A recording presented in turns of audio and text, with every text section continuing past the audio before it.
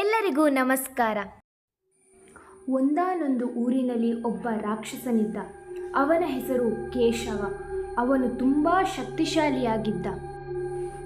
ಅದೇ ಊರಿನಲ್ಲಿ ಒಂದು ಅಜ್ಜಿ ಮತ್ತು ಮೊಮ್ಮಗ ಇದ್ದರು. ಮೊಮ್ಮಗ ತುಂಬ ಸೋಮಾರಿಯಾಗಿದ್ದ. ಒಂದು ದಿನ ಅಜ್ಜಿ ಮೊಮ್ಮಗನನ್ನು ಕರೆದು, ಮಗ, ನನಗೆ ವಯಸ್ಸಾಯಿತು, ದುಡಿಯಲು ಆಗುವುದಿಲ್ಲ, ನೀನೇ ಮನೆ ನೋಡಿಕೊಳ್ಳಬೇಕು. ಇವತ್ತು ಅಡುಗೆ ಮಾಡಲು ಮನೆಯಲ್ಲಿ ಏನೂ ಇಲ್ಲ. ಅಂಗಡಿಗೆ ಹೋಗಿ ಏನಾದರೂ ತರೋಣ ಅಂದರೆ ಹಣನೂ ಇಲ್ಲ. ನೀನು ಕಾಡಿಗೆ ಹೋಗಿ ಸ್ವಲ್ಪ ಕೆಸುವಿನ ಎಲೆ ಹಾಗೆ ಗೆಡ್ಡಗೆಣಸಾದರೂ ತೆಗೆದುಕೊಂಡು ಬಾ ಮಗ ಅಂದರು. ಆಗ ಅಜ್ಜಿಯ ಮಾತು ಕೇಳಿ ಮೊಮ್ಮಗ ಗುದ್ದಲಿ, ಕತ್ತಿ ಎಲ್ಲ ತೆಗೆದುಕೊಂಡು ಹೊರಟ. ಅವನು ಹೋದದ್ದು ಬೇರೆ ಕಾಡಿಗೆ ಅಲ್ಲ, ಕೇಶವ ಎಂಬ ರಾಕ್ಷಸನಿದ್ದ ಕಾಡಿಗೆ. ಅಲ್ಲಿ ಹೋದಾಗ ಅವನಿಗೆ ಅಜ್ಜಿ ಹೇಳಿದ ಯಾವುದೇ ವಸ್ತು ಸಿಗಲಿಲ್ಲ. ಅವನು ಸಿಟ್ಟಿನಿಂದ ಜೋರಾಗಿ ಕೆಸು, ಗೆಡ್ಡೆ ಎಂದು ಕರೆದ. ಆಗ ಅದು ಯಾವುದೂ ಬರಲಿಲ್ಲ. ಮತ್ತೆ ಜೋರಾಗಿ ಕರೆದಾಗ ಕಾಡಿನಲ್ಲಿ ಮಲಗಿದ್ದ ರಾಕ್ಷಸನಿಗೆ ಆ ಕೂಗು ಕೇಳಿಸುತ್ತದೆ. ರಾಕ್ಷಸನಿಗೆ ಅವನು ಕೆಸು ಎಂದು ಕರೆದಿದ್ದು ಕೇಶವ ಎಂದು ಕೇಳುತ್ತದೆ. ಒಮ್ಮೆಲೆ ರಾಕ್ಷಸ ಬೆಚ್ಚಿ ಬೀಳುತ್ತಾನೆ. ಯಾರಪ್ಪ ಇದು? ಈ ಕಾಡಿನಲ್ಲಿ ನನ್ನ ಹೆಸರು ಹೇಳಿ ಕರೆಯುತ್ತಿದ್ದಾರೆ. ಯಾರೋ ನನಗಿಂತ ತುಂಬ ಶಕ್ತಿಶಾಲಿಯೇ ಇರಬೇಕು ಎಂದು ಹೆದರುತ್ತಾ ಬರುತ್ತಾನೆ. ಬಂದು ನೋಡುವಾಗ ಅವನ ಕೈಯಲ್ಲಿ ಗುದ್ದಲಿ, ಕತ್ತಿ ಎಲ್ಲ ನೋಡಿ ತುಂಬ ಭಯಪಡುತ್ತಾನೆ. ರಾಕ್ಷಸ ಹೆದರುತ್ತಲೇ ಕೇಳುತ್ತಾನೆ, ಯಾರು ಯಾರು? ಆಗ ಮೊಮ್ಮಗ, ಓ ನೀನೇನಾ? ಅಜ್ಜಿ ಹೇಳಿದ್ದಾಳೆ ನಿನ್ನನ್ನು ಕಡಿದು ತರಲು, ಮನೆಯಲ್ಲಿ ಅಡಿಗೆ ಮಾಡಲು ಏನಿಲ್ಲ ಎಂದು. ಆಗ ರಾಕ್ಷಸನಿಗೆ ತುಂಬ ಭಯ ಆಗುತ್ತದೆ. ರಾಕ್ಷಸ, ಬೇಡ ಬೇಡ, ಹಾಗೆ ಮಾಡಬೇಡ, ನಿನಗೇನು ಬೇಕು ಹೇಳು ಅನ್ನುತ್ತಾನೆ. ಆಗ ಮೊಮ್ಮಗ, ನನ್ನ ಅಜ್ಜಿಗೆ ದುಡಿಯಲು ಆಗುವುದಿಲ್ಲ, ಮನೆಯಲ್ಲಿ ಅಡುಗೆ ಮಾಡಲು ಏನಿಲ್ಲ ಎಂದು ಹೇಳಿದ್ದಾಳೆ. ಆಗ ರಾಕ್ಷಸ ಅಡುಗೆ ಮಾಡಲು ತನ್ನ ಬಳಿಯಲ್ಲಿದ್ದ ಒಂದು ಪಾತ್ರೆಯನ್ನು ಅವನಿಗೆ ಕೊಡುತ್ತಾನೆ.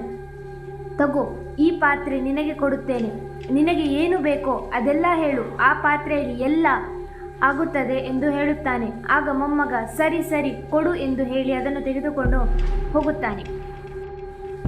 ಅದನ್ನು ತೆಗೆದುಕೊಂಡು ಬರುವಾಗ ಕತ್ತಲೆಯಾಗುತ್ತದೆ. ಬೇರೆ ಒಂದು ಅಜ್ಜಿ ಮನೆಗೆ ಹೋಗುತ್ತಾನೆ. ಆಗ ಆ ಅಜ್ಜಿಯಲ್ಲಿ ಹೇಳುತ್ತಾನೆ, ಅಜ್ಜಿ ಅಜ್ಜಿ, ಇವತ್ತು ಒಂದು ದಿನ ನನಗೆ ಇಲ್ಲಿರಲು ಅವಕಾಶ ಕೊಡಿ, ನಾಳೆ ಮನೆಗೆ ಹೋಗುತ್ತೇನೆ ಎಂದ. ಅದಕ್ಕೆ ಆ ಅಜ್ಜಿ, ಬಾ, ಆದರೆ ಊಟಕ್ಕೆ ಏನೂ ಇಲ್ಲ ಹೇಳುತ್ತಾಳೆ. ಪರವಾಗಿಲ್ಲ ಅಜ್ಜಿ, ಊಟ ನಾನೇ ನಿಮಗೆ ಕೊಡುತ್ತೇನೆ ಹೇಳುತ್ತಾನೆ. ಅವನು ರಾಕ್ಷಸ ಕೊಟ್ಟ ಪಾತ್ರೆಯನ್ನು ಮುಂದಿಟ್ಟು ಏನೆಲ್ಲ ಬೇಕು ಎಲ್ಲ ಹೇಳುತ್ತಾನೆ. ಅದು ಎಲ್ಲ ಆ ಪಾತ್ರೆಯಲ್ಲಿ ಆಗುತ್ತದೆ. ಅದನ್ನು ನೋಡಿ ಇಬ್ಬರಿಗೆ ಖುಷಿ ಆಗುತ್ತದೆ. ಊಟ ಮಾಡಿ ಇಬ್ಬರು ಮಲಗುತ್ತಾರೆ. ಆಗ ಆ ಅಜ್ಜಿಗೆ ಒಂದು ಉಪಾಯ ಹೊಳೆಯುತ್ತದೆ. ಈ ಪಾತ್ರೆ ನಾನೇ ತೆಗೆದುಕೊಂಡರೆ ದುಡಿಯದೆ ಊಟ ಮಾಡಬಹುದು ಎಂದು ಆ ಪಾತ್ರೆ ತೆಗೆದಿಟ್ಟು ಅಂಥದೇ ಪಾತ್ರೆ ಅವನ ಬಳಿಯಲ್ಲಿ ಇಡುತ್ತಾಳೆ. ಬೆಳಿಗ್ಗೆ ಎದ್ದು ಮೊಮ್ಮಗ ಅಜ್ಜಿ ಮನೆಗೆ ಬರುತ್ತಾನೆ. ಮೊಮ್ಮಗ, ಅಜ್ಜಿ ಅಜ್ಜಿ, ನಮಗಿನ್ನೂ ಊಟಕ್ಕೆ ಯಾವುದೇ ತೊಂದರೆ ಇಲ್ಲ, ಈ ಪಾತ್ರೆಯಲ್ಲಿ ನಾವು ಹೇಳಿದ್ದು ಎಲ್ಲ ಆಗುತ್ತದೆ ಎಂದು ಹೇಳುತ್ತಾನೆ. ಆಗ ಅಜ್ಜಿಗೆ ಅರ್ಥ ಆಗಲಿಲ್ಲ, ಆದರೂ ಖುಷಿ ಪಡುತ್ತಾಳೆ. ಮೊಮ್ಮಗ ಆ ಪಾತ್ರೆಯನ್ನು ಮುಂದಿಟ್ಟು ಎಲ್ಲ ಹೇಳುತ್ತಾನೆ. ಆಗ ಏನು ಕೂಡ ಆಗೋದಿಲ್ಲ. ಅವನಿಗೆ ಸಿಟ್ಟು ಬರುತ್ತದೆ. ಅಜ್ಜಿ ಇವನಿಗೆ ಏನಾಗಿದೆ ಎಂದು ಅರ್ಥವಾಗದೆ ಎದ್ದು ಹೋಗುತ್ತಾಳೆ. ಮೊಮ್ಮಗ ಪುನಃ ಕಾಡಿಗೆ ಹೋಗಿ ಜೋರಾಗಿ ಕರೆಯುತ್ತಾನೆ. ಮತ್ತೆ ಆ ರಾಕ್ಷಸ ಹೆದರುತ್ತಾ ಬರುತ್ತಾನೆ. ಇವನನ್ನು ನೋಡಿ ನಡಗುತ್ತಾ ಏನಾಯಿತು ಏನಾಯಿತು ಕೇಳುತ್ತಾನೆ. ನೀನು ಹೇಳಿದ್ದು ಸುಳ್ಳು, ನೀನು ಕೊಟ್ಟ ಪಾತ್ರೆಯಲ್ಲಿ ಒಂದು ಸಲ ಮಾತ್ರ ನಮಗೆ ಬೇಕಾದದ್ದು ಆಗಿದ್ದು, ಮತ್ತೆ ಆಗಲೇ ಇಲ್ಲ, ನೀನು ಮೋಸ ಮಾಡಿದ್ದೀಯ, ನಿನ್ನನ್ನು ನಾನು ಈಗಲೇ ಕಡಿದು ತೆಗೆದುಕೊಂಡು ಹೋಗುತ್ತೇನೆ ಹೇಳುತ್ತಾನೆ. ಆಗ ರಾಕ್ಷಸ ಮತ್ತೆ, ಬೇಡ ಬೇಡ, ನಿನಗೆ ನಾನು ಒಂದು ಕುರಿಮರಿ ಕೊಡುತ್ತೇನೆ, ಅದರ ಬೆನ್ನಿಗೆ ಪೆಟ್ಟು ಕೊಡು, ಅದು ನಿನಗೆ ಬಂಗಾರ ಕೊಡುತ್ತದೆ ಎಂದು ಹೇಳುತ್ತಾನೆ. ಆಗ ನೋಡೋಣ ಎಂದು ಆ ಕುರಿಮರಿಯನ್ನು ತೆಗೆದುಕೊಂಡು ಬರುತ್ತಾನೆ. ಮತ್ತೆ ಬರುವಾಗ ರಾತ್ರಿ ಆಗುತ್ತದೆ. ಮತ್ತೆ ಬೇರೆ ಅಜ್ಜಿ ಮನೆಯಲ್ಲಿ ನಿಲ್ಲುತ್ತಾನೆ. ರಾಕ್ಷಸ ಹೇಳಿದ ಹಾಗೆ ಮಾಡುತ್ತಾನೆ. ಅಜ್ಜಿ ಆ ಕುರಿಮರಿಯನ್ನು ಬದಲಿಸುತ್ತಾಳೆ. ಮತ್ತೆ ಮನೆಗೆ ಬಂದು ಅಜ್ಜಿಯನ್ನು ಕರೆದು ಅಜ್ಜಿಯ ಎದುರು ರಾಕ್ಷಸ ಹೇಳಿದ ಹಾಗೆ ಮಾಡುತ್ತಾನೆ.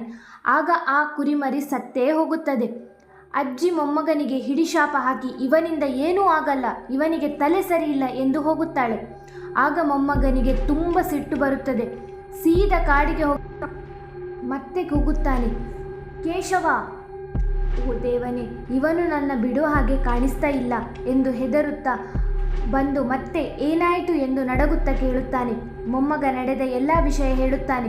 ರಾಕ್ಷಸನಿಗೆ ಎಲ್ಲ ಅರಿವಾಗುತ್ತದೆ. ಆಗ ರಾಕ್ಷಸ ಹೇಳುತ್ತಾನೆ, ನಿನಗೆ ನಾನು ಒಂದು ಬಳ್ಳಿ ಮತ್ತು ಒಂದು ದೊಣ್ಣೆ ಕೊಡುತ್ತೇನೆ. ನೀನು ರಾತ್ರಿ ಮಲಗಲು ಹೋಗುತ್ತಿದ್ದ ಅಜ್ಜಿ ಅಲ್ಲಿಗೆ ಹೋಗಿ ನಾನು ಹೇಳಿದ ಹಾಗೆ ಹೇಳು.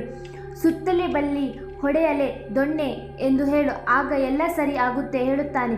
ಮೊಮ್ಮಗ ಸರಿ ಎಂದು, ಸುಳ್ಳಾದರೆ ನಿನ್ನನ್ನು ಬಿಡುವುದೇ ಇಲ್ಲ ಎಂದು ಹೇಳಿ ಬಳ್ಳಿ ಮತ್ತು ದೊಣ್ಣೆಯನ್ನು ಹಿಡಿದು ಬರುತ್ತಾನೆ. ಆ ಅಜ್ಜಿಗೆ ಖುಷಿಯಾಗುತ್ತದೆ. ಇವತ್ತು ನನಗೇನಾದರೂ ಸಿಗುತ್ತದೆ ಅಂತ ಆ ಅಜ್ಜಿಯನ್ನು ಕರೆದು ರಾಕ್ಷಸ ಹೇಳಿದ ಹಾಗೆ ಹೇಳುತ್ತಾನೆ. ಸುತ್ತಲೇ ಬಳ್ಳಿ, ಹೊಡೆಯಲೆ ದೊಣ್ಣೆ ಅಂತ. ಆಗ ಬಳ್ಳಿ ಅಜ್ಜಿಯನ್ನು ಸುತ್ತುಕೊಳ್ಳುತ್ತದೆ. ದೊಣ್ಣೆ ಹೊಡೆಯಲು ಶುರು ಮಾಡುತ್ತದೆ. ಆಗ ಅಜ್ಜಿ, ತಪ್ಪಾಯಿತು ಮಗ, ನಿನ್ನ ಪಾತ್ರೆ ಮತ್ತು ಕುರಿಮರಿಯನ್ನು ನಾನೇ ಬದಲಿಸಿದ್ದು. ಎಲ್ಲ ಕೊಡುತ್ತೇನೆ ಎಂದು ಹೇಳುತ್ತಾಳೆ.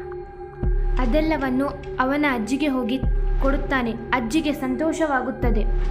ಅಜ್ಜಿ ಮೊಮ್ಮಗ ಇಬ್ಬರು ಸುಖವಾದ ಜೀವನವನ್ನು ನಡೆಸುತ್ತಾರೆ. ಕತೆ ಇಷ್ಟವಾದರೆ ಲೈಕ್ ಮಾಡಿ, ಶೇರ್ ಮಾಡಿ, ಸಬ್ಸ್ಕ್ರೈಬ್ ಮಾಡಿ. ಧನ್ಯವಾದಗಳು.